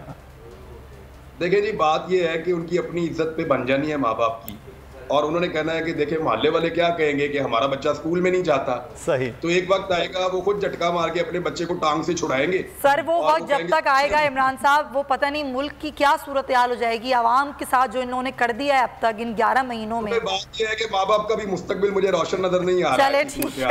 चले ठीक है इमरान रियाज, बिल्कुल चाहिए, माँ बाप का मुस्तकबिल भी रोशन नहीं है। लेकिन अब इंतज़ामी मामलात, इलेक्शन कमीशन का एक उज़र है और जो उज़र दीगर इदारे दे रहे हैं, बहरहाल वो एक अहम है। तो इमरान रियाज साहब, अब इलेक्शन कमीशन उसके साथ मुतल्लिका इदारे चाह ही नहीं रहे हैं इलेक्शन होना। अब जो घसीटने वाला मामला है बच्चे को आखिरकार ले जाना, उसमें फिर इसका मतलब अभी तवील वक्त बाकी है। नहीं मुदस्सर, इधर मुझे मौका दें थोड़ा सा। जी जमील, इधर मुझे मौका दें इधर। अच्छा, अभी वो ब्रेक से पहले कहा जा रहा था ना बच्चे को घसीटने वाला, हाँ। अच्छे बच्चे और बुरे बच्चे के दरमियान एक तफरीक बताई जा रही थी, लेकिन यहाँ पर थोड़ा सा जो है ना, मैं चाहूँगा यहाँ मामला बच्चे का ही नहीं है, ये वो वाला बच्चा है जिसके बारे में कहा गया था कि ये मैट्रिक में टॉप करेगा। इम्तिहानात से पहले, यानी इम्तिहानात से पहले पूरे मोहल्ले में बल्कि चौकों में ढंडोरा पीटा गया था कि ये टॉप करेगा और इसने तो मेडल लेना ही लेना है। अब मामला ये है कि बच्चा तो गंदा हो ही गया है इम्तिहानात या नताइज से पहले, साथ साथ अब्बा अम्मा वो भी गंदे हो गए, तो पेश हो नहीं रहे। तो अब जो है, जो हेडमास्टर है यानी ऑडियंस ऑफ द स्कूल है, इन्होंने इन्होंने बहुत गंदा करता है, तो वो भी लेटनियाँ मार रहा है, बच्चा भी और माँ बाप भी लेटनियाँ मार रहे हैं। कहानी ज़रा डिफरेंट है, ट्विस्ट है कहानी के अंदर। कहानी बदल गई इमरान रियाज साहब कि जब जमील फारूकी साहब कह रहे हैं कि ढंढोरा पीटा गया था, अब सूरत हाल है, लेकिन बच्चे को निकालना, बच्चे को लाना और फिर असल जो इम्तहान है उसके नताइज का होना, अब उससे फ़रार है, फ़रार और फ़रार। लेकिन मामला ये है कि इस फ़रार से अब जो फ़ैसला सुप्रीम कोर्ट करे, अब उसके बाद साबित होना, उसको मंजूर किया जाना, वो एक अलग पूरी एक जंग है जो लड़नी पड़ेगी पाकिस्तान की आवाम को भी आइन और कानून के लिए। देखिए, हमें ये बात तस्लीम करनी पड़ेगी कि इस वक्त एक पॉलिटिकल पार्टी की मकबूलियत बाकी सबकी निस्बत ज़्यादा है। हमें ये मानना पड़ेगा कि एक पार्टी ऐसी है जो 2/3 तो दूर की बात है, वो 3/4 की बात करते हैं और वो ग्राउंड पे दिखाई भी देती है। हम लोग ग्राउंड पे जाते हैं, देखते हैं, हर तरफ यही बात हो रही है। जो लोग सर्वेस करते हैं, जिनको हायर किया जाता है, उन्होंने मुझे बताया है कि हमें टेबल पे दोबारा सर्वे करना पड़ता है, इतने यकतरफा नताइज आ रहे हैं पूरे पाकिस्तान से। तो ऐसी सूरत हाल में हुकूमत किसकी बन रही है, ये सबको आइडिया है। मामला अब सिर्फ ये है कि गुज़िश्ता 1 साल के अंदर जो जुल्म किया गया है, जुल्म करने वाले ये चाहते हैं कि उनको गारंटी दी जाए कि उनसे इस जुल्म का हिसाब नहीं लिया जाएगा। जुल्म करने वाले ये चाहते हैं कि उनको गारंटी दी जाए कि हमने जो कुछ भी किया, यानी मैं आपको सिंपली ये बताऊं कि मुझे इस हुकूमत से कोई उम्मीद नहीं है अरशद शरीफ कत्ल केस में इंसाफ देने की, लेकिन अगर ये हुकूमत चली गई तो अगली हुकूमत की नाक में दम कर दूंगा मैं भी और मेरे साथी भी कि हमें अब अरशद शरीफ शहीद के लिए इंसाफ चाहिए। तो मामला ये है कि जिन लोगों ने ये जुल्म किया हुआ है, जिन्होंने अरशद शरीफ पे पाकिस्तान की सरजमीन तंग की थी, वो क्यों चाहेंगे कि पाकिस्तान के अंदर एक ऐसी हुकूमत आए जिसमें उनको जवाबदेह होना पड़े। वो अब ये गारंटीज मांगते हैं कि देखें, बात यह है कि ठीक है आप मकबूल हैं, ठीक है इंतखाबात आपका हक है, ठीक है आईने पाकिस्तान भी कहता है कि पाकिस्तान में इंतखाबात होने चाहिए, लेकिन देखें ना हमारी भी मजबूरियाँ हैं, हमसे ऐसे काम हो गए और हमने माजी में बाकी लोगों के साथ भी किए हैं, उन्होंने हमारे साथ एडजस्ट कर लिया है, वो वापस अपनी पोजीशन पे आ गए हैं। तो आप भी अपनी वो वाली पोजीशन छोड़ दीजिए इनकलाबी वाली, और आप वापस अपनी नॉर्मल पोजीशन पे आ जाएं और हमारे साथ गारंटी करें कि चंद चीज़ें जिनके बारे में तहफ़्फ़ुज़ात हैं उनके बारे में इमरान खान साहब बात नहीं करेंगे या कोई एक्शन नहीं लेंगे आने वाली हुकूमत में। तो ये गारंटीज मांगी जा रही हैं। अब इमरान खान को अगर नायल भी कर देते हैं तो आप मुझे बताएं, इमरान खान जिसको अपनी पार्टी में से चाहेंगे उसको वज़ीर आज़म बना देंगे, जिसको चाहेंगे, और इमरान खान उस्मान बुज़दार टाइप का वज़ीर आज़म अगर बना देते हैं और वो जैसे इमरान खान साहब चाहते हैं वैसे ही वो वज़ारत उज़्मा चलाता है, तो क्या फ़ायदा होगा इस निज़ाम को। मेरे ख्याल में तजर्बात बंद किए जाएँ और खुले दिल के साथ चीज़ों का सामना किया जाए। अकाउंटेबिलिटी बहुत अच्छी चीज़ है। जिन लोगों ने जुल्म और जबर किया है, इदारे उनको अकेला छोड़ें और उनको उनके जुल्म और जबर का जवाब देने दें। जिन लोगों ने जो किया है, पंजाबी की मिसाल है, जिनने खादियां गाजरा टेढ़ उन्होंने पीर, तो ठीक है भाई, आपने किया है तो मेरा भुगतिए, आप जो करेगा वो भुगतेगा। ऐसा नहीं हो सकता कि सफ़ेद हाथी बनाया जाए किसी को या मुकद्दस गाय बनाया जाए और उसको कहा जाए कि नहीं आपके लिए कानून कुछ और है, किसी और के लिए कुछ और है। इस रजीम चेंज ऑपरेशन ने कुछ और किया या नहीं किया, अवाम की आंखें खोल दी हैं। वो मेरा दोस्त सिद्दीक जान कहता है कि आंखों का सही। अच्छा, लेकिन एक चीज़ मुज़ाकरात के बाद अब इमरान खान साहब भी कर रहे हैं, कुछ और दिया ना हो, इस रजीम चेंज ने शऊर दिया है, बता दिया है कि सूरत हाल क्या है, बच्चा बच्चा अवेयर है। इस पर हम बात कर लेते हैं, कुछ थोड़ा टाइम में कुछ समअप करने की कोशिश करेंगे। ज़ाहिर सुप्रीम कोर्ट में अहम समाअत है, वो तो हो ही रही है। मैं चाहूँगी कि जमील फारूकी और इमरान रियाज दोनों से ही शॉर्ट टेक ले लूँ कि क्या समझते हैं इस सूरत हाल, आगे की क्या बनती हुई नज़र आ रही है। पहले जमील आप बता दें, फिर मैं इमरान रियाज से बात करती हूँ। फैसला इंशाल्लाह अवाम के उमंगों के मुताबिक आएगा। अगर सुप्रीम कोर्ट ऑफ पाकिस्तान के रिमार्क्स जो हम देख रहे हैं उससे तो यही लगता है कि फ़ैसला ऑलरेडी हो चुका है। उसकी जो इख्तलाफ है उसके ऊपर अब ये तय करना बाकी है कि इंतखाबात कब होंगे। तवक्को यही है कि वहाँ से फ़ैसला वही आएगा जो ऑलरेडी हो चुका है। अब अगर किसी भी मामले को मद्देनजर रखते हुए कोई भी फैसला आता है तो उसमें हम सब उसको मैं बिल्कुल शॉर्ट कथा कलामी की माफ़ी जमील, म्यांमार बनना है या टर्की बनना है, इमरान खान साहब कह रहे हैं। पाकिस्तान बड़ा एक डिसाइडेड मूवमेंट में है। इमरान साहब देखिए, ये दोनों एक्सट्रीम्स हैं, अल्लाह ना करे हमें इन दोनों चीज़ों में चूज़ करना पड़े। पाकिस्तान को तुर्की भी नहीं बनना चाहिए, पाकिस्तान को म्यांमार भी नहीं बनना चाहिए। जिन लोगों ने पिछले 12 महीनों में अजीबोगरीब तजर्बे किए हैं, उन्हें होश के नाखून लेने चाहिए। ये पाकिस्तानी है जिनके साथ आप लड़ रहे हैं। अगर आपने अपने लोगों को हरा दिया तो आप जाकर सेलिब्रेट कहाँ करेंगे? कहाँ जाके आप खुशी मनाएंगे कि हमने पाकिस्तान की आवाम को शिकस्त दी है? बिल्कुल, मेरे ख्याल में होश के नाखून लें और लोगों को एक लेवल से आगे बढ़ने पर मजबूर ना करें। पाकिस्तान में इंतखाबात करवाएं, आईन और जमहूरी रवायात के मुताबिक। ये बड़ा अहम मामला है। हम दोनों एक्सट्रीम पे, बहुत अच्छी बात की, दोनों एक्सट्रीम की तरफ हमें नहीं जाना। आइन और कानून पर अमल होगा तो सूरत हाल बेहतर। बहुत शुक्रिया इमरान रियाज साहब, जमील फारूकी साहब आपका। मुदस्सिर इकबाल और सुमैया को इजाज़त दीजिए। अल्लाह हाफ़िज़। अगर आपको वीडियो पसंद आई है तो लाइक पर क्लिक करें। तो नजर आ रहा है सामने लिखा हुआ है जुल्म मिटने के लिए 2 चीजों से मिटेगा भाई। एक, अदल की कुर्सी पे जो लोग बैठते हैं ना, वो अदल के हिसाब से फैसले करने लगे। दूसरा, कौम निकल खड़ी हो जुल्म के खिलाफ, तो जुल्म खत्म हो जाएगा। या इन दोनों में से कोई एक चीज हो जाए या दोनों हो जाए। अगर 420 का मुकदमा था, उस वक्त अदलिया में जो लोग बैठे हुए केस देख रहे थे, वो पूछते ना यार चीट हुआ कौन है। जब उनको दिखता कोई चीट नहीं हुआ, केस खत्म कर देते। तो जालिम जुल्म कर ही नहीं पाता। 9 जजेस ने नोट बिफोर किया मेरे केस को यार, 1.5 साल चला। शख्सी जमानत का केस, सेम केस इस्लामाबाद में कर दिया। एक ही इल्जाम पे 2 केस हो नहीं सकते भाई। मतलब 60 दिन का वक्त होता है। 102 दिन के बाद मैं जीत गया, केस बरी हो गया। 102 दिन के बाद अपील फाइल की, एक्सेप्ट कर ली। नहीं करते ना एक्सेप्ट, खत्म हो जाता ना जुल्म यार। भरी अदालत में मुझे बरी कर दिया, फिर पता नहीं क्या हुआ 2.5 घंटे बाद का नोट बिफोर। मैं नहीं सुनता ये केस, खड़े रहते अपने फैसले पे, मिट जाता जुल्म। अल्लाह ताला ने बिठाया इस कुर्सी, इन कुर्सियों पे इनको यार, ये अल्लाह ताला की तरफ से फैसले करने हैं। तो या तो ये फैसले आएंगे, जुल्म मिट जाएगा, या कौम खड़ी हो जाएगी जुल्म के खिलाफ। रहमत का महीना आ गया है, बख्शिश का सफीना आ गया। होगी मुलाकात उलमाए दीन से, जो देंगे इत्तेहादे बैनुल मसालिकीन का दर्स। जिक्र होगा अंबियाए कराम, रमजान की स्पेशल ट्रांसमिशन रमजान में।